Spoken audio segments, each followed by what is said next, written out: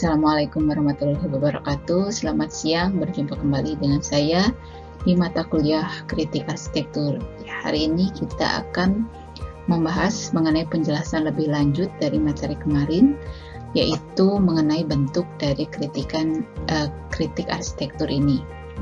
Nah, kemudian kita juga akan membahas salah satu metode kritik yang digunakan di dalam kritik arsitektur ini, yaitu kritik normatif. Jadi, saya persilahkan untuk menyimak. Selamat belajar dan juga selamat menyimak.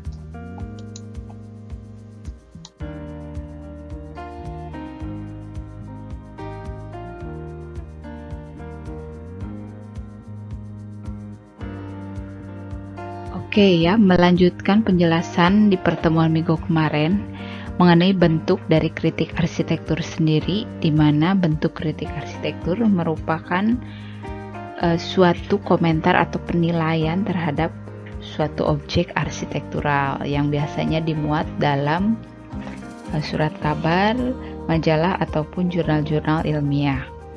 Nah, berawal dari perkembangan arsitektur, di mana catatan sejarah, arsitektur dipandang sebagai suatu kritik arsitektur yang bermula dari histori atau sejarah masa lalu sampai masa kini.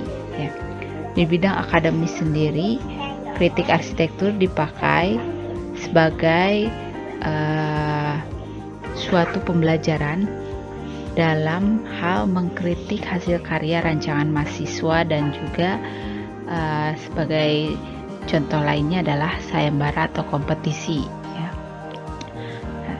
Di arsitek atau perancang sendiri, di dunia nyatanya, kritik arsitektur ini dipakai dalam hal pembuatan proposal desain dan juga catatan terhadap klien, ya, dalam arti bentukan kritik arsitektur ini sebagai salah satu wadah komunikasi yang kita dapatkan dari klien, ya, baik itu kontraktor ataupun owner.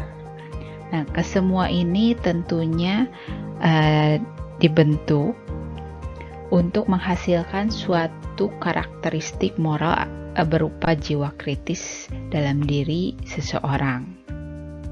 Tentunya suatu kritik arsitektur ini memiliki nilai guna, di mana nilai gunanya tentu harus bersifat sesuatu yang positif dan bermanfaat, ya, useful, yang berarti bahwa kritisasi ini dapat membantu pemahaman, ya, untuk facilitate understanding terhadap eksistensi suatu fenomena atau objek arsitektural. Di sisi lain juga, kritisasi ini juga dapat menjadi sumber umpan balik, ya, provide feedback. Nah, tentunya dalam kondisi faktual terdapat berbagai macam kritik arsitektur yang dipandang secara negatif, ya, biasanya berupa ancaman atau intimidasi. Nah, cenderung dianggap sebagai suatu bentuk gangguan, ya, dalam hal kita mengembangkan potensi jiwa kritisasi di dalam perancangan arsitektural, ya. Nah, di mana kritik ini sebagai bentuk perilaku yang konstruktif dan merupakan alat untuk mengembangkan suatu karya yang jauh lebih baik, ya. Jadi, semisal ancaman atau kritik secara negatif ini fungsinya adalah untuk membangun, ya, membangun dan juga mengembangkan agar karyanya jauh menjadi lebih baik. Ya, jadi kata kritik atau kritisasi ini awal mulanya berasal dari bahasa Yunani, ya, yang berarti krinein, yang artinya memilah, menyaring atau membedakan. Sedangkan mengkritik di sini adalah mencari kesalahan dan juga memberikan penilaian terhadap suatu hasil karya. Terjadi bias subjektivitas, di mana subjektivitas ini merupakan suatu sudut pandang global, kemudian preferensi personal, dan juga premis-premis fundamental yang dirasakan dapat membawa kecenderungan untuk mengkritisi suatu karya arsitektur. Jadi dalam hal kritisasi sendiri Aspek pertama dan yang utama ini adalah dari jiwa kritikus sendiri ya, bukan tentang objek yang dikritiknya. Jadi gambaran diri dari sang kritikus ini merupakan masalah dari kritik itu sendiri ya, bagaimana cara dia memandang peranannya dalam melakukan kritisasi, yaitu sebagai bahan pertimbangan ketika seorang perancang menghadapi suatu kritisasi dan juga mulai untuk meresponnya. Ya, dimana kritisasi ini merupakan suatu bentuk cara memandang peranannya dalam melakukan kritisasi dan sifat bias dalam diri. Ya, dimana bentuk antitesisnya itu sendiri merupakan suatu bentuk kritik yang tidak hanya berupa pembelaan ya. Terdapat bias-bias yang didasari oleh kritik yang bersifat positif ataupun netral ya, di mana perwujudan perilaku aktivitas manusia sebagai suatu role model ya. Nah, jadi tentunya kritik ini harus dilihat sebagaimana halnya merupakan suatu pola perilaku dalam hubungannya berdasarkan motif-motif dan maksud tertentu ya, yang dirasa harus adanya upaya evaluasi, interpretasi dan juga deskripsi.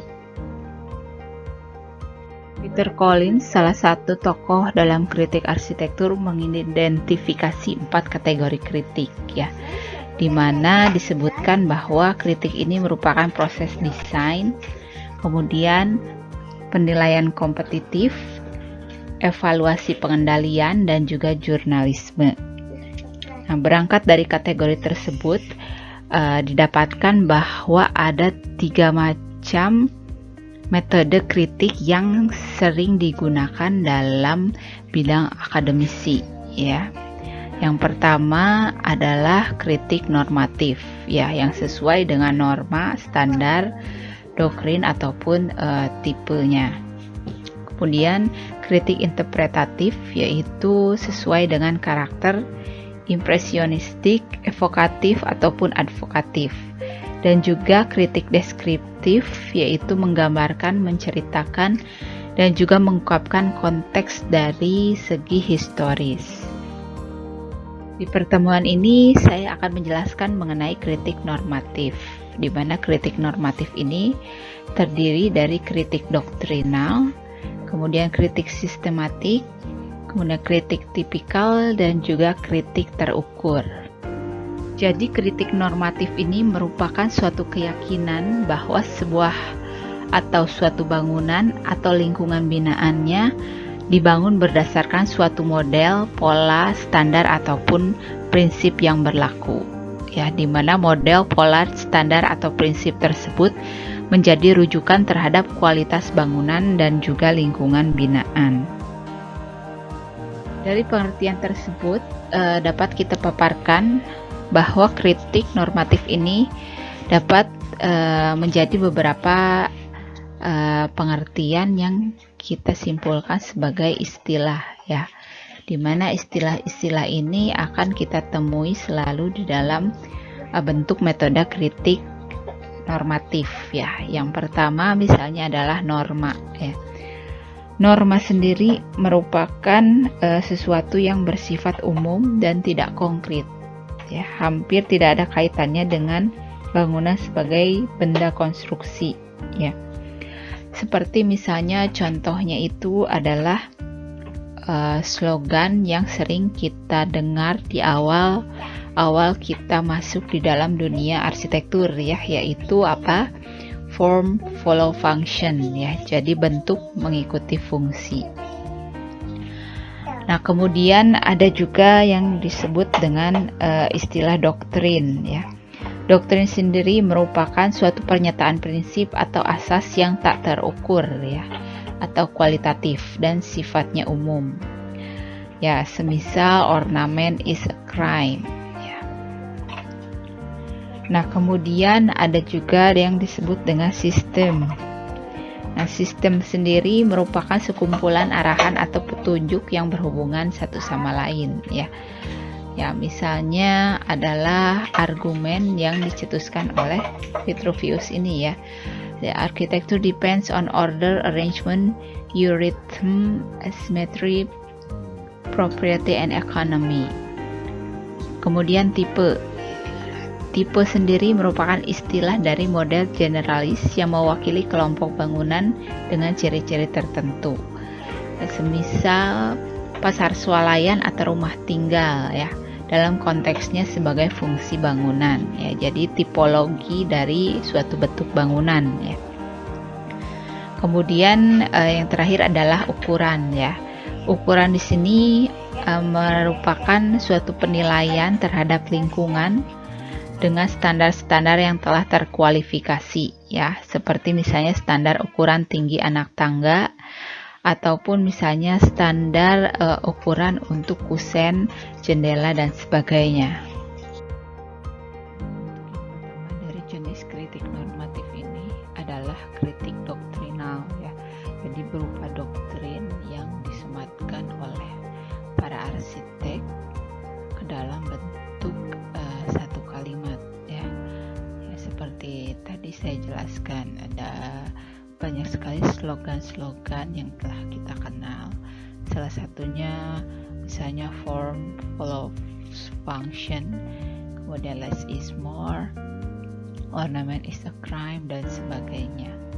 Nah, biasanya ragam doktrin ini saling bertentangan, ya. Jadi mengakibatkan kritik doktrinal ini jadi salah satu slogan yang gampang diingat oleh kita. Kritik doktrinal ini bersifat tunggal dalam sudut pandangnya, yang didasarkan atas keyakinan bahwa ada satu pendekatan yang dalam mencapai tujuannya menjadi salah satu standar ukuran keberhasilan dari suatu karya yang bersifat kuantitatif, lebih terarah, namun ada kecenderungan interpretasi yang sangat luas. Salah satu tokoh yang mewakili kritik doktrinal ini adalah Shaw, yang mendekatkan atau mencetuskan salah satu pendekatan yang dimaksud dalam hal one best wayism, ya. Jadi merupakan salah satu justifikasi atau pembenaran diri tanpa harus mengikuti tuntutan atau persyaratan spesifik yang cenderung mengurangi kebebasan. Dengan sesuatu yang bersifat abstraksi, ya. Jadi kecil kemungkinan terjadi pengujian yang objektif menyangkut bagaimana suatu objek arsitektural atau lingkungan binaan mampu mencapai apa yang menjadi idealisme dari sang perancang atau arsitek itu sendiri, ya. Seperti contohnya Geoffrey Scott dalam The Architecture of Humanism, di mana ini merupakan contoh klasik, ya, sebagai upaya destruksi dari suatu doktrin, ya.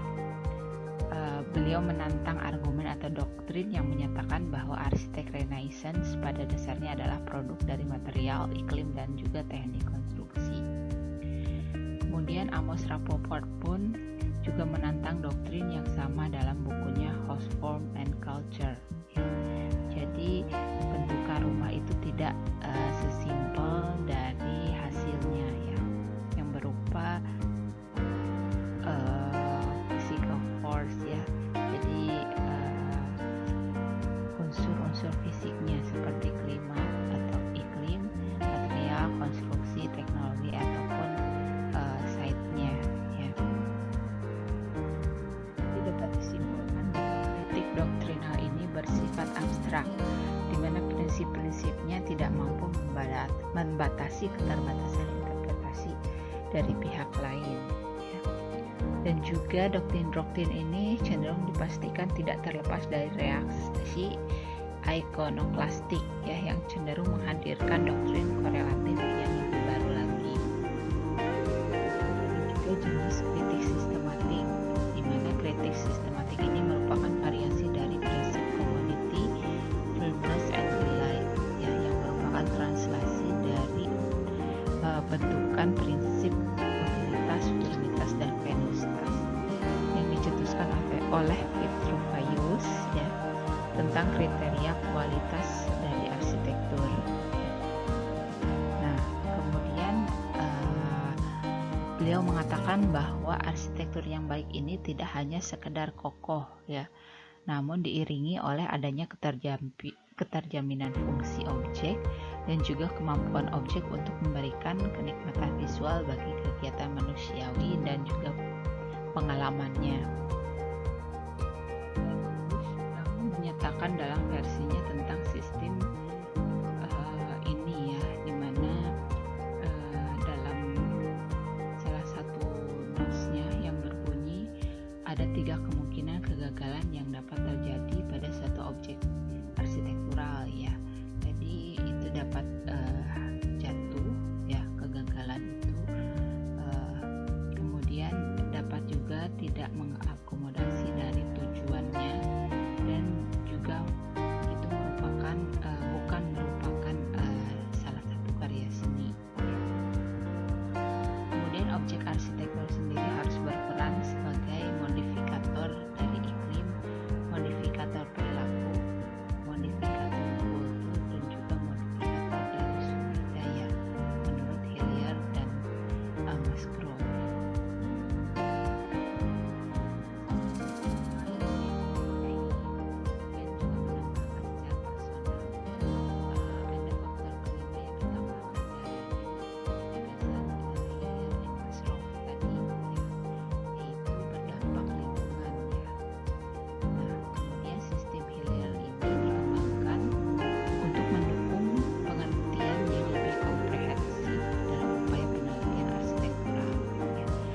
Dan dinyatakan cukup efektif ya untuk menjadi kerangka pikir dalam evaluasi keberhasilan dan kegagalan suatu objek arsitektural dalam setiap kasus yang ada, dan juga mampu memberikan arahan dan mengindikasikan faktor apa saja yang semestinya menjadi perhatian dari kalangan kritikus ya, dimana kalang menilai suatu karya arsitektur. Nah, jadi sistem-sistem ini tetap saja tidak mampu mengindikasikan suatu standar spesifik ya yang dapat dijadikan acuan untuk memberikan penilaian ya. Dalam hal ini kita hanya mendapatkan suatu model tapi tanpa ukuran yang spesifik. Sendiri menerapkan bahwa sistem ini merupakan suatu totalitas arsitektur ya, di mana kerangka sistemik ini terdiri dari 3 aspek ya, ada tugas bangunan, kemudian bentuk, dan juga teknik ya. Nah, kemudian penilaian dari kualitas objek arsitektural ini harus diposisikan dalam suatu kerangka totalitas arsitektur, yang berarti bahwa teknik ini merupakan respon dari tuntutan bentuk. Nah, kemudian bentuk sendiri adalah respon dari tugas bangunan ya. Kemudian tugas bangunan sendiri harus diidentifikasi dalam konteks kontemporer atau kekinian. Namun, gagasan Christian ini cenderung lebih kepada model kritik doktrinal.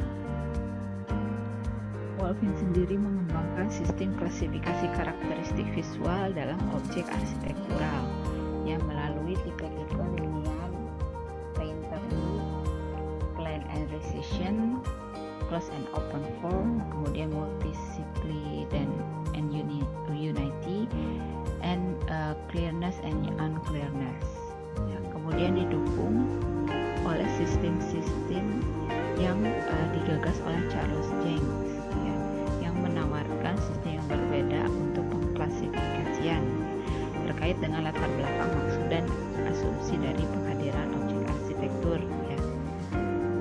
Kategorinya itu adalah logical, idealist, self-conscious, intuitive, aktivis, dan juga self-consciousness. Kemudian jenis selanjutnya adalah kritik tipikal ya. Nah, kritik tipikal sendiri merupakan suatu metode kritik yang didasarkan pada suatu tipe struktural, tipe fungsional, dan juga tipe bentuk ya. Kritik ini merupakan suatu kritik yang populer ya, digunakan terhadap karya arsitektur ya.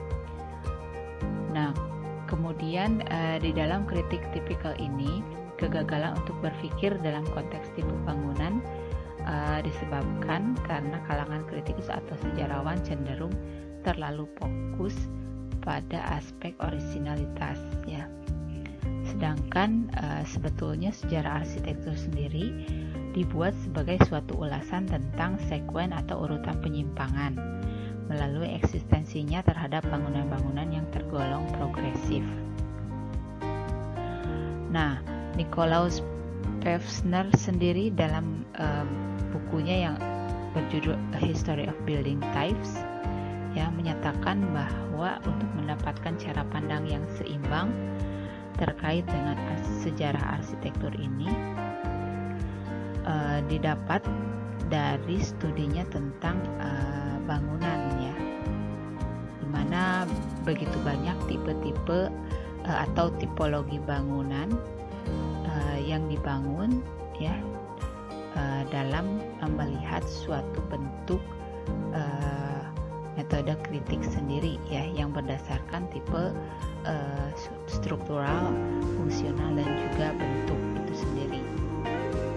Beberapa pakar dari kritik tipikal ini, salah satunya adalah Alan Kohn, ya, mencetuskan bahwa solusi dari tipe standar ini senantiasa merupakan hal yang lazim ditemukan pada objek yang dianggap sebagai suatu inovasi baru rancangannya, ya.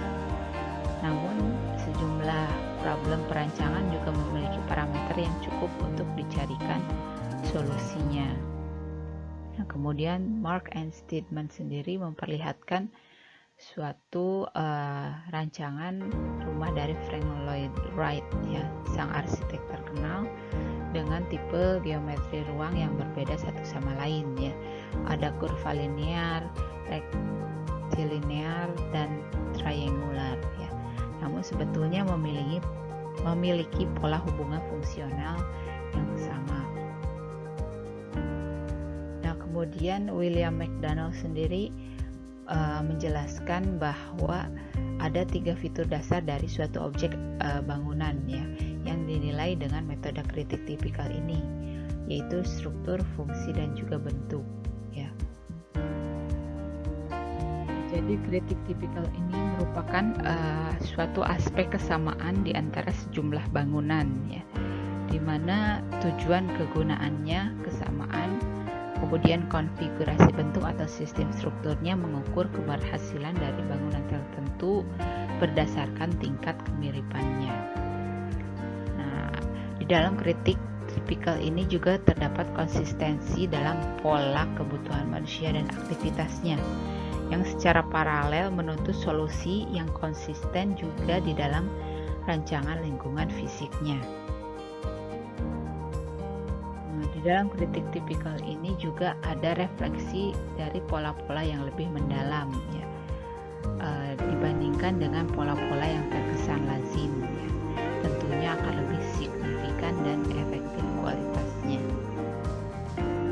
Dalam kritik tipikal ini juga diinvestigasi tentang bahasa pola, ya, di mana ada suatu konsistensi dalam hal pola perilaku manusia terkait dengan kesamaan latar belakang budaya, kelas masyarakat, ataupun situasi dari lingkungan. Ini adalah kritik terukur, ya, di mana di dalam kritik terukur ini ada yang membedakan dari jenis kritik ini, di mana adanya penggunaan ukuran, ya. Jadi standar-standar khusus yang diberikan di dalam kritik terukur ini berupa standar numerikal, ya, yang menjadi norma acuan bagi sebuah performa bangunan.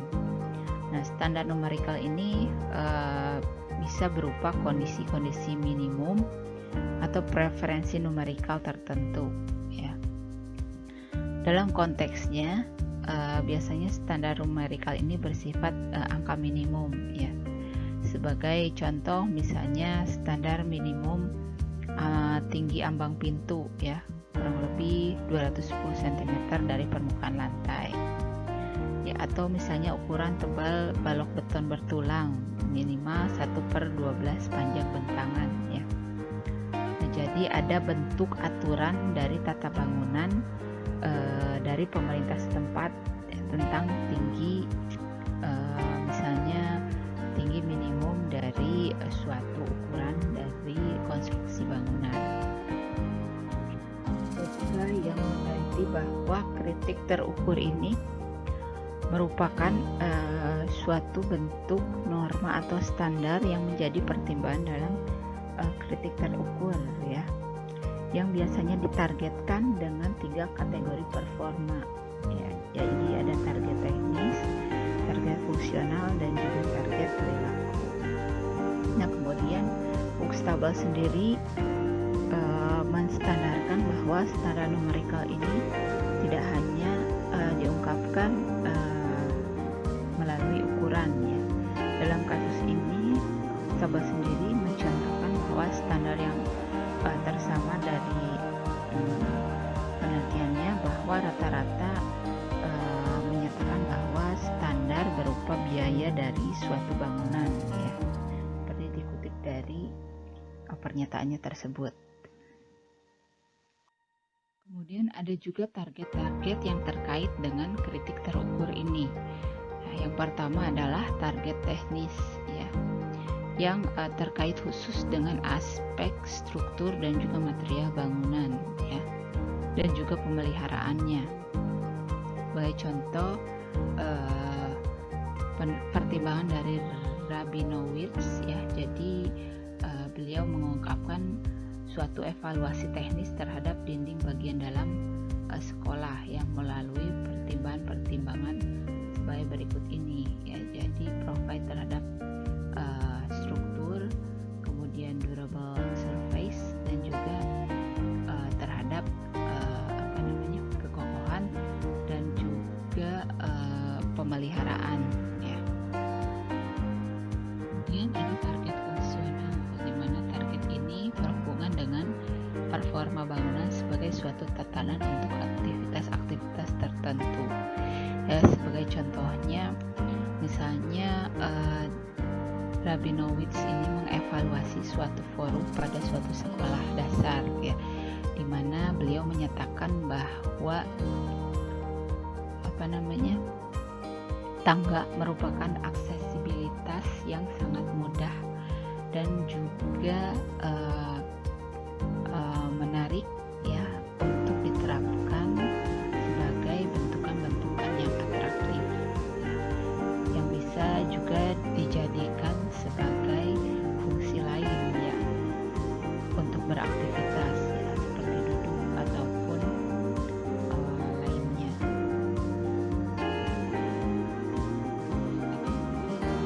Dengan dampak dari suatu objek bangunan terhadap sejumlah individu.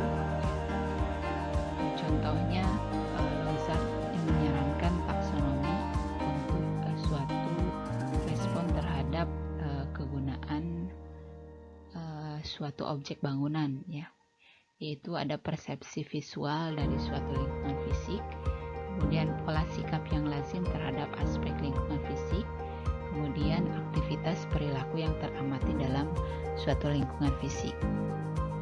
Sebagai contoh lain, ada juga yang menguji persepsi para pengguna terhadap bentuk keseluruhan dan pembangunan dari suatu bentuk perumahan ya, yang memformulasikan bahwa penataan tapak yang ada pada proyek tersebut sebagai suatu perwujudan hierarki ruang ya. Adapun yang menyatakan bahwa dalam evaluasi atau kritik terukur ini terhadap pola, sikap, dan perilaku, dan juga fitur-fitur fungsional dan teknikal dari suatu lingkungan binaan, terdapat suatu permasalahan ya, di mana teknik pengukuran dan juga sumber daya untuk merekam dan mengkomunikasikan temuan tersebut cenderung tidak cukup memadai.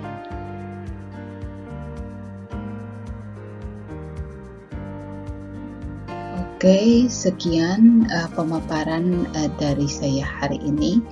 Ya, jika ada pertanyaan atau saran, kita langsung diskusikan di Google Meet nanti siang. Oke, terima kasih. Assalamualaikum warahmatullahi wabarakatuh. Sampai jumpa minggu depan.